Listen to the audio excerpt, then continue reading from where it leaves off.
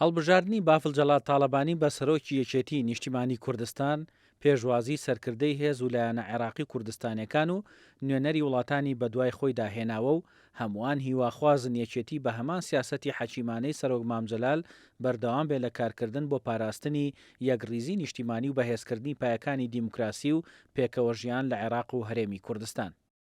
عادل عەبدولمەهدی سەرۆک وەزیرانی پێشووی عێراق لە پامێکی پیرۆزباییدا ڕایگەیاندووە ئێوە باشترین شوێنگرەوەی سەرکردەی مەزن سەرۆک مامجەلالن.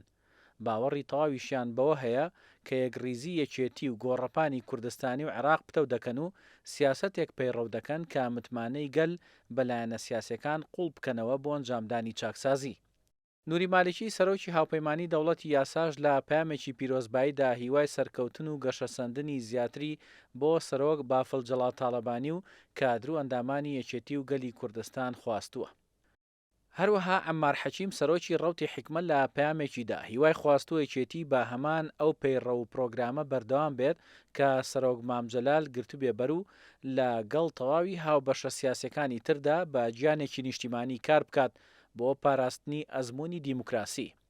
قەیس خەزعەلی سەرۆکی عەسایبی ئەهلی حەقیش لە پامێکی پیرۆزباییدا بۆ سەرۆک بافڵجەڵات تاالبانی هیوای خواستووە ئەو نێبوونەوەیە ڕۆڵی کاریگەری هەبێت لە پاراستنی یەکریزی عێراق و هۆکارێک بێت بۆ پێشکەوتنی زیاتر و گەشەسەندنی عێراقیەکان بەگشتی و هەرێمی کوردستان بە تایبەتی.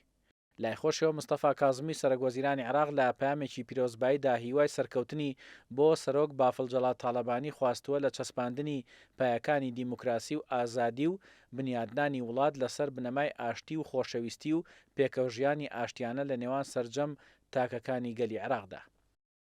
ئارشک مانۆکیان کۆنسوڵی ئەرمینیاش لە هەرێم پەیامێکی پیرۆزبای ئاراستەی سەرۆک بافڵجەڵات تاالبانی کردووە و ڕایگەیاندووە دڵنیان کە لە سای حەکیمانەی دایەکێتی بەردەوام دەبێت لە خزمەتکردنی گەلی کوردستان. هاوکات ئوسامە نوجەفی سەرۆکی بەرەی ڕزگاری و گەشەپێدان ڕایگەیاندووە هەڵبژاردننی بافڵجەڵات تاالبانی با سەرۆکی یەکێتی پێگە و توانای بەڕێوەبردنی دەردەخات هیواشی خواستووە لە قۆناغی داهاتوو دەستکەوت و پێشهات ڕووبدات لە بەرژەوەندی عێراق.